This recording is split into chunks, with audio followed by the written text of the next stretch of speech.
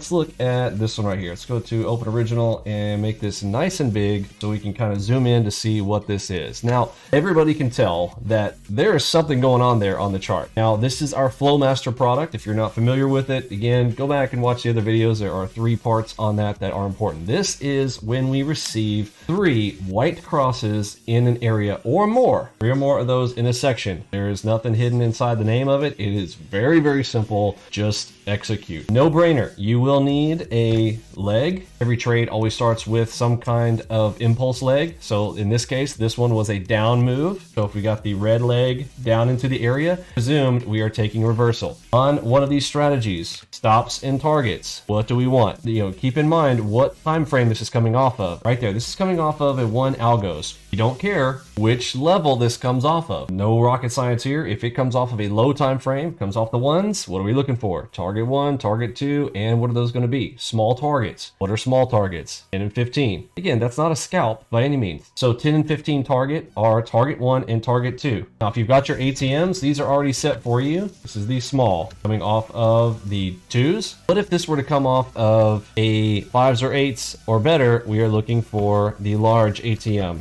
But I just want in general to know what those rules are going to be if you are taking these off of the time frames. So stops initially on default ATM. This is going to be 15 ticks to start. But what do we want to do with that? I want to snap that 15 tick target in right underneath the crosses. You guys know how we do this on any of our FlowMaster entries with a white cross entry. Where do we put our stops? Remember, it's always at the bottom of the cross or a long. It is always at the top of the cross or a short. Look, give or take, it doesn't have to be absolutely exact. We're looking for, 1 or 2 ticks within a distance there. Just snap it in there. Make sure that we are closing in that stop after we initiate the position. Now, do I want to instantaneously put that in? No, I want to give it a little bit of room. As it starts to go our direction, boom, we're putting that stop in right down there below on a situation like this. The other side, obviously you get it. If this were a position moving up, got all the crosses coming up the top, and we were moving down, stops go right above the cross. This is the overall general design of these. The R ratio on these, it varies depending on which time frame you're coming into, but this is like a 2 or 3 R strategy. And these runners, can we get runners off of these? Obviously, yes. All of our normal running rules all apply. I want to try to target what is called our golden box, right? I've got a PRZ box up above. I want to put out a runner target out to that area. Again, depending on where I'm at in my cycle on my 5 trades in the morning session, if we're going for bonus territory, right, we're skipping on target 1 and target 2, and I'm pushing straight out, and I'm just going to hold until I receive an opposing signal, being either, in this case, if I'm long, a red Fibella dot, or gold PRZ that's showing where we're going to put it. And then when it goes red, boom, we can close out the position. We'll show some examples of that if you got a little bit lost on it. This one was obviously an easy win, but I want to show some losers as well. So here is one that was technically, this was a loss, right? If you are trying to take this cluster, but I want to point out a couple of things. You're going to be able to start, if you are a cluster strategy player, meaning that this is one of your bread and butter strategies, you are going to become very, very familiar with your strategy and know which ones to kind of maybe bypass or go a little bit lighter. This is one I can instantly tell, this one's not going to be as good. Why? I've got a little tiny move down right here. See the impulse leg on that? Keep this in mind. Whenever you see a little tiny impulse leg, be careful, okay? This is going to be a little bit ganky. So on this one, this is clearly a stop out as this position comes back through this area. So if you're entering in, trying to get inside of the cluster, usually those cluster entries are going to come somewhere up high. You're not usually going to get this directly in the center, but you do want to, if you can, get as close to the center of that cluster as possible so that you are minimizing your risk. You want to see this as soon as you see the cluster, you should immediately take and initiate the position, at least with your toe in the water or quarter position size. As this breaks through, this is one of those 2 try rule scenarios. If I were to try this again, as this comes through this area, can we see how it ends up being a win? And we still get a nice big move here. Again, these clusters are very, very powerful. When you see this, remember, this is actually order flow coming in, okay? This is powerful order sets coming through. We know we've got size and speed coming in on these. Go back into the FlowMaster to kind of understand how that's coming. Again, one of those reasons why we will take these. Even if this position did not work out, what am I doing right here? I'm always going to draw that white horizontal line. We are drawing horizontals, right? Those are virtual support and resistance, not like every everybody else uses. These are not scenarios like using pivots. These are specific to locations where we know that activity, being the high order flow impact, is coming in. So that was a loser who showed the kind of standard. Let's zoom up here a few. I want to show this right next to a headshot because I tend to kind of say that these are almost as easy as headshots. Big favorite in our crew. Lots of people want to take this trade. Extremely powerful. It's right there, right? You've got the dot with the cross. I mean, boom, right? No brainer. These are easy. But I almost kind of debate whether or not these are just as easy, if not easier. My logic on that is oftentimes you will see the first cross, then the second cross, and the third cross. This one almost gives you a little bit more time. My personal opinion is that the clusters are actually even easier. I don't know if they're better because the position sizes and the moves off of a headshot still may be larger, so I can't compare them for size to size for P&L. But as far as ability to execute the trade, these are going to be extremely powerful because as these show up, it's almost, you get this ready up scenario, kind of like our deltas. Those, it's like you get cross one, cross two, oh, cross three. Wow, we got a cluster there. Boom. I'm going to start entering into position, and your eyeballs naturally start to look in over at that position as those crosses start to come in, and you got your finger on, you know, the big green button over there and ready to mash it. So that's my opinion on these, but you know, showing them side by side here is really nice. Obviously, you know, look, easy, right? Cluster, what are we doing? The leg was up, cluster's here. What am I doing? I want the short. Green up, boom. I want to take the red shot down. In this case, that's your golden box right there. We're using our PRZs for targets.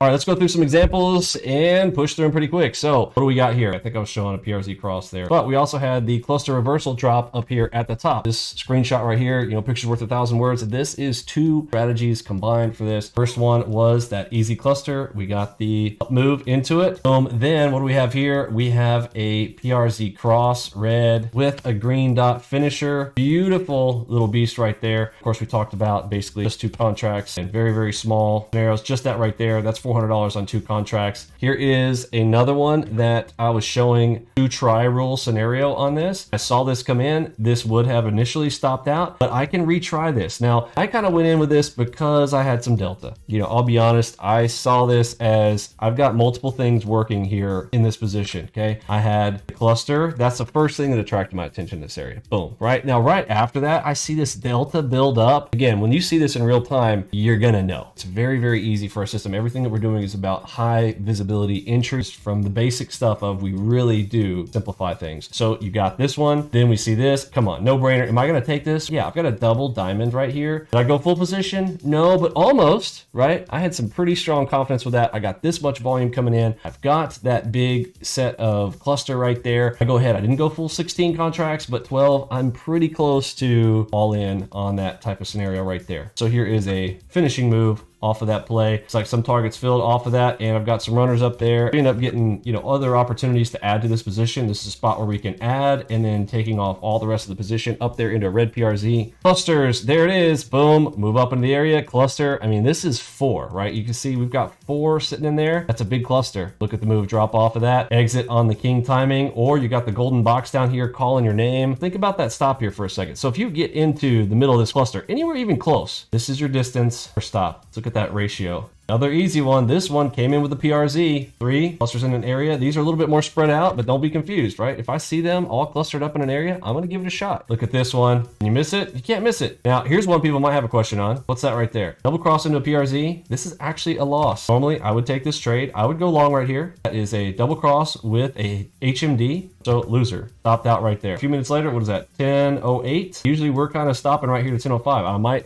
come to think of it, maybe I wouldn't have taken that one. Pretty easy win right there. Really like these. Cluster reversal, triple, and then with the target. Remember, this shows ahead of time. If you've not used our system before, those boxes show ahead of time. So you will see those out in front of you and know exactly where to put your stuff. So cluster move to the long side. Now I've got a headshot to go down. Look at this. This is what it'll look like if you guys are new with our system. Those gold PRZ boxes. So this is your ideal target down below. If that disappears, close the position. Look at that beauty right there. Up, target 1, target 2, and that one comes in on a king timing as well. You can really get these, you know, any trade of ours. If you're combining it with king timing, again, king timing is that pink ones all along here. Look at this one coming in. Speaking of king timing, that is a pig cluster on crude oil on the king cluster. Push up. Where's the next red? I mean, you're still holding this position. There's no red yet. It's a big, big move. there on the crude with the cluster. YM, look at this one. This was a lunchtime one, 11:45-ish, 5-minute move down after the cluster. This one's a cluster into BRZ, beauty. There's the green box. That's actually your stop right there. Here is one with a power dot back behind it, up and in, and there is the red exit right there. Here is Atom, profitable, profit factor 1.68. Again, that is the key factor right there. I really don't care about anything else. If you're looking there at that profit factor, this is what matters. Size of the winners to losers, and then that P&L, amazing work. 1.68, that means your winners are 1.68 times the size of your losers.